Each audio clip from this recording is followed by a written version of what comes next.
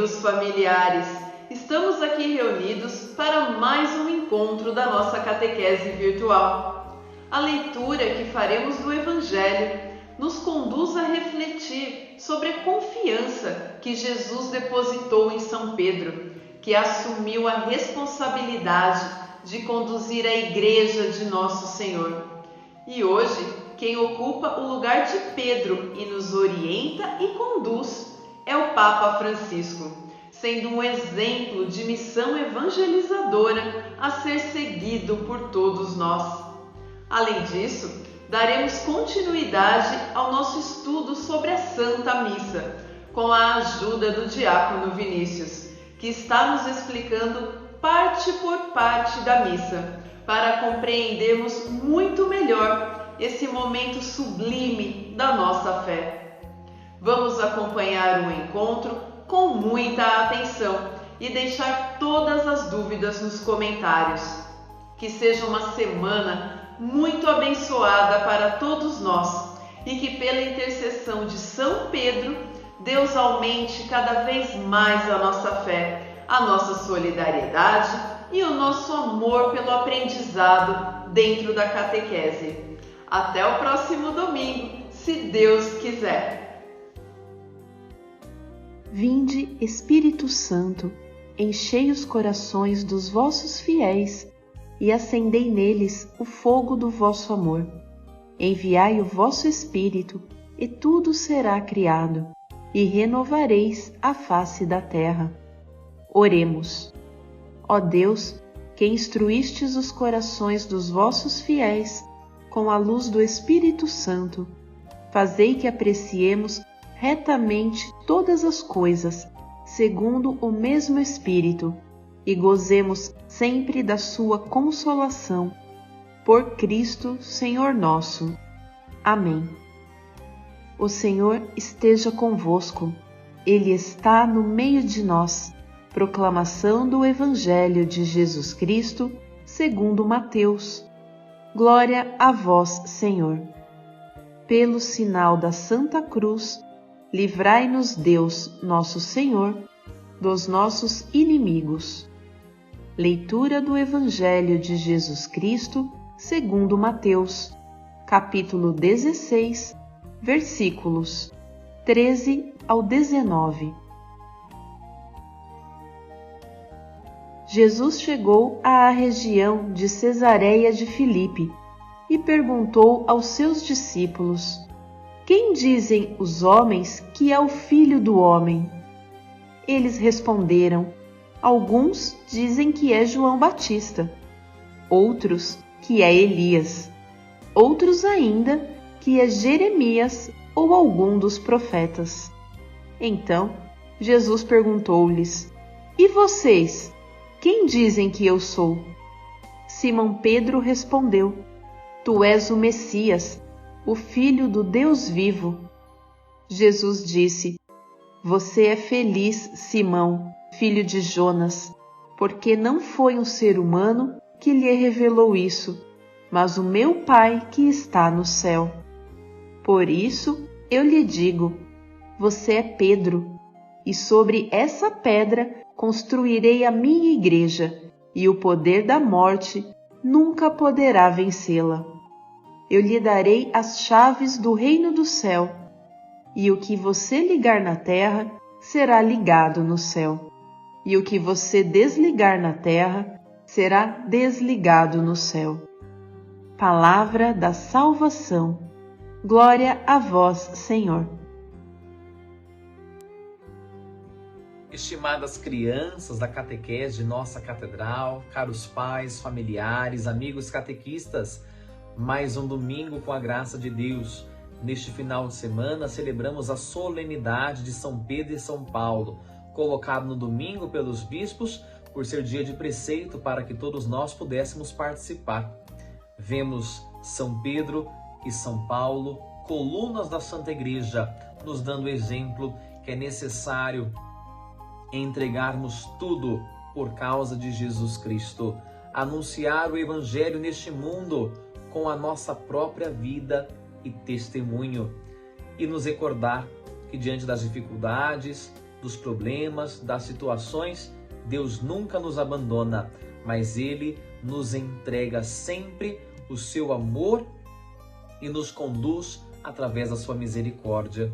Que Jesus Cristo, nosso Senhor, o verdadeiro e único pastor da Santa Igreja, nos guie cada dia mais à santificação e que os sucessores dos apóstolos neste mundo, os bispos, nos conduzam à santidade.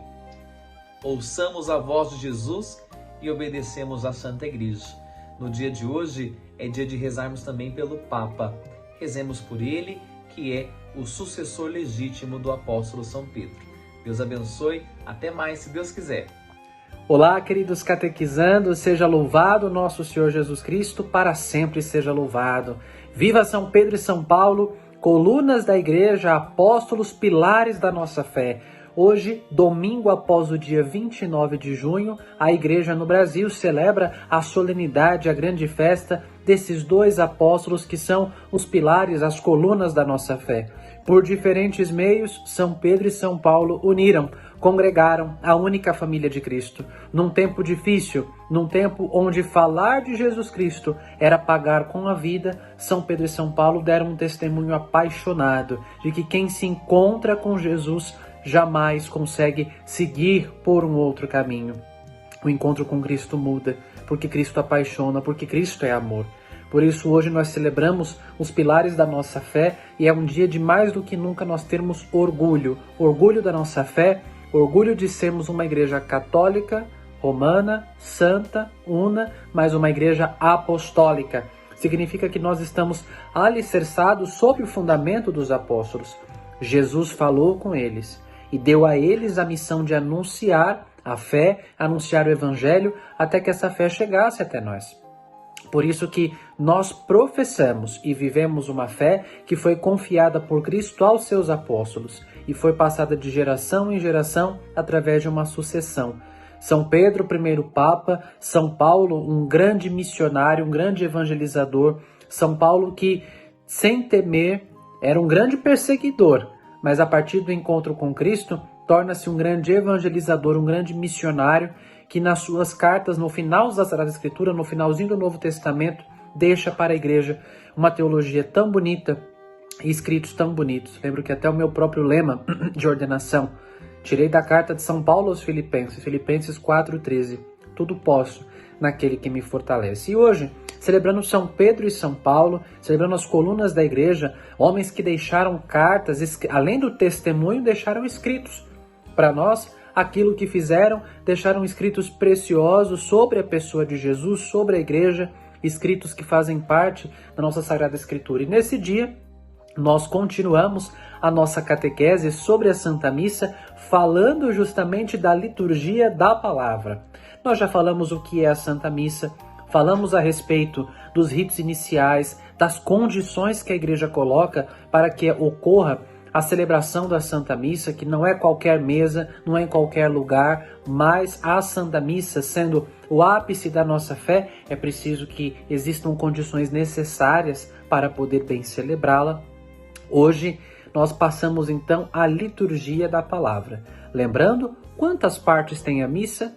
4 partes. Ritos iniciais, liturgia da palavra, liturgia eucarística e ritos finais. Entramos hoje finalmente na liturgia da palavra. Finalizada a oração da coleta, lembram disso? Falei isso para vocês no encontro passado. A oração da coleta, onde depois de dizer oremos, onde o padre convida todos nós a rezarmos e nós entregamos nas mãos de Deus, entregamos nas mãos do Senhor através do seu Espírito nossos pedidos e orações para aquele dia. Todos se sentam depois dessa oração e começa a liturgia da palavra. Não é o momento do descanso, não é a hora de nós nos sentarmos para descansar um pouco na missa, muito pelo contrário. Nós nos sentamos para escutar. A hora da liturgia da palavra é a hora em que Deus fala conosco através das leituras. O que é que nós escutamos? A voz de Deus. Escutamos a voz de Deus na liturgia da palavra.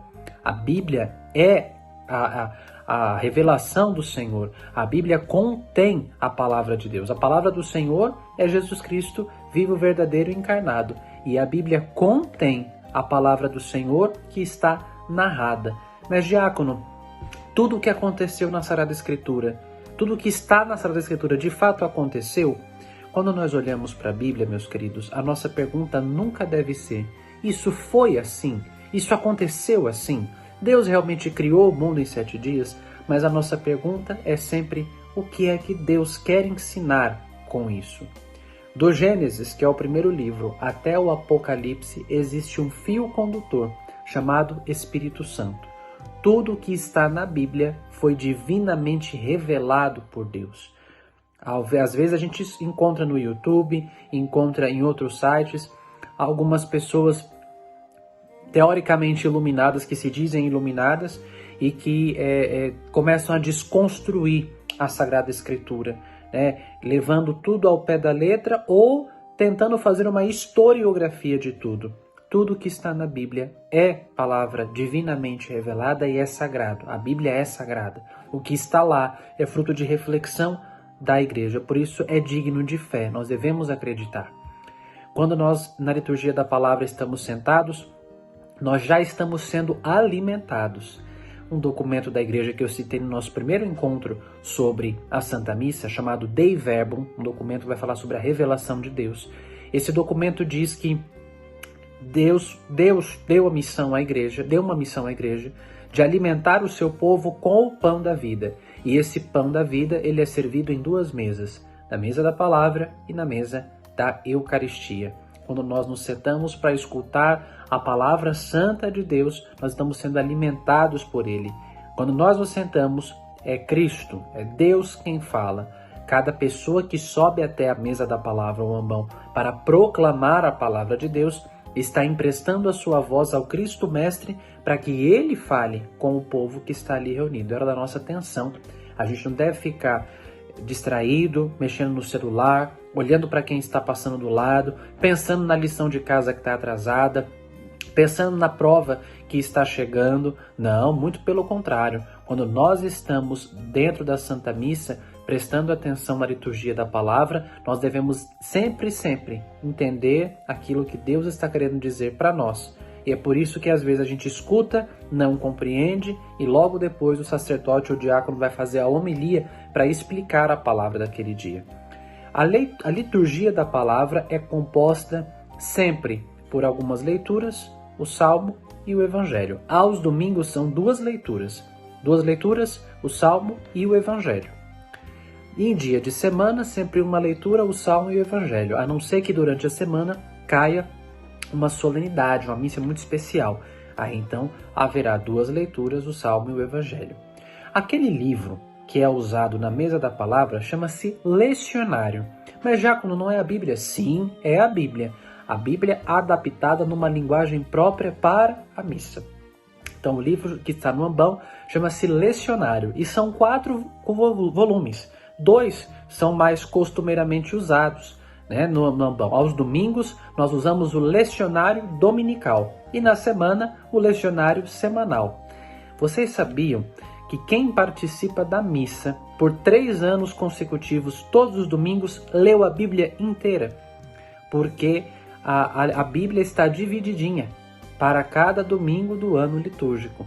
No ano, a Bíblia está dividida em 3 grandes ciclos. No ano A, nós lemos o evangelista São Mateus e um grupo de leituras. No ano B, lemos o evangelista São Marcos e outro grupo de leituras. No ano C, lemos o evangelista São Lucas e mais outra seção de leituras da Bíblia. Mas se os evangelistas são 4, por que os anos são apenas 3? Essa divisão da Bíblia é feita apenas em 3 anos. O Evangelho segundo São João é tão especial que a igreja lê ele todos os anos, em 2 grandes e fortes tempos, no tempo do Natal e no tempo da Páscoa. Por isso que os ciclos são 3, mas os evangelistas são 4, porque João é sempre lido no Natal e lido na Páscoa, os tempos mais importantes da vida da igreja. Sempre, geralmente, a primeira leitura costuma ser tirada do Antigo Testamento, pode acontecer que ela seja tirada do Novo, especialmente no tempo da Páscoa. Nós respondemos à leitura sempre com o Salmo, que também é palavra de Deus. Aos domingos temos a segunda leitura, sempre do Novo Testamento, e o Evangelho. Depois o padre começa a homilia que é sempre a explicação da palavra de Deus, a atualização da palavra de Deus, e a hora que nós entendemos, através daquilo que o padre, que o diácono está falando, o que Deus quer dizer com aquela leitura que a igreja propõe para aquele final de semana e como podemos aplicar isso à nossa vida. É interessante lembrar, a mesma leitura lida a cada dia, as mesmas leituras, os mesmos salmos, os mesmos evangelhos lidos em cada igreja são os mesmos. As leituras que nós lemos aqui no Brasil são as mesmas leituras que são lidas na Rússia, na China, na Índia, na França, na Espanha, no México, no Canadá, em Portugal, todos os dias. A não ser que caia numa celebração particular, mas todos os domingos habitualmente são as mesmas leituras. As leituras que hoje nós escutamos na festa de São Pedro e São Paulo são as leituras que na celebração de São Pedro e São Paulo a igreja no mundo inteiro escuta. Por quê? Porque a nossa igreja é uma igreja una, e um dos pontos de unidade da igreja é o modo como ela celebra e como ela fala com Deus. Que lindo e que interessante saber disso. Que nessa semana, celebrando São Pedro e São Paulo hoje, todos nós possamos pedir a Deus a grande graça de termos intimidade com a sua palavra. Hoje, ao final da Santa Missa, quando você terminar de participar da missa, seja presencialmente, seja virtualmente, converse com o papai e com a mamãe qual frase do Evangelho, qual frase da homilia mais te marcou. Quais lições nós podemos aprender com São Pedro e São Paulo? É até uma lição para ser posta em prática em família. Todo domingo, chegando da missa, poder partilhar aquilo que ficou de mais forte do Evangelho daquele dia, aquilo que ficou de mais marcante. Saber também dos filhos aquilo que lhes marcou, aquilo que mais chamou a atenção, a fim de que toda a família, vocês catequizandos, os pais, os avós, as madrinhas, os tios, todos possam sempre ter essa intimidade grande com a palavra de Deus. Na hora da missa, Cristo fala, que a gente possa escutar, para que cada um de nós possa ser de verdade anunciador e, mais ainda, um vivenciador, uma testemunha viva da palavra de Cristo, que liberta, que conduz e que ilumina as nossas vidas. São Pedro e São Paulo intercedam por cada um de vocês, dando a nós, dando a vocês a certeza de que Deus caminha conosco e nos conduz.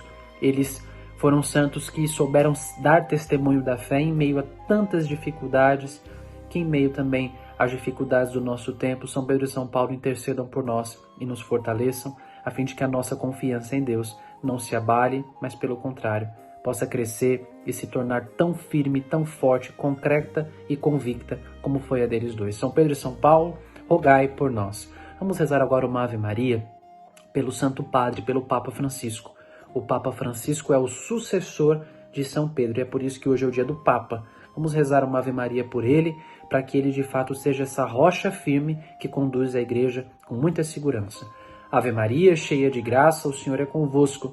Bendita sois vós entre as mulheres e bendito é o fruto do vosso ventre, Jesus. Santa Maria, Mãe de Deus, rogai por nós, pecadores, agora e na hora de nossa morte. Amém. São Pedro e São Paulo, rogai por nós. Pai nosso, que estais nos céus, santificado seja o vosso nome. Venha a nós o vosso reino. Seja feita a vossa vontade, assim na terra como no céu. O pão nosso de cada dia nos dai hoje. Perdoai-nos as nossas ofensas, assim como nós perdoamos a quem nos tem ofendido. E não nos deixeis cair em tentação, mas livrai-nos do mal. Amém. Ave Maria, cheia de graça, o Senhor é convosco. Bendita sois vós entre as mulheres, e bendito é o fruto do vosso ventre, Jesus.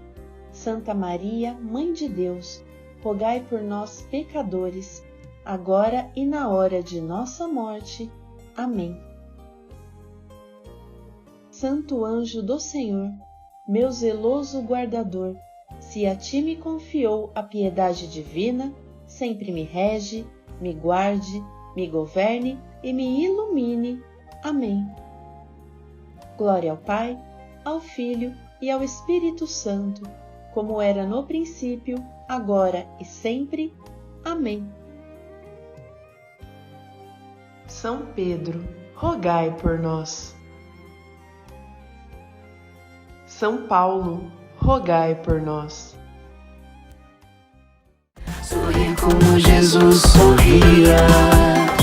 E ao chegar ao fim do dia, eu sei que eu dormiria muito mais.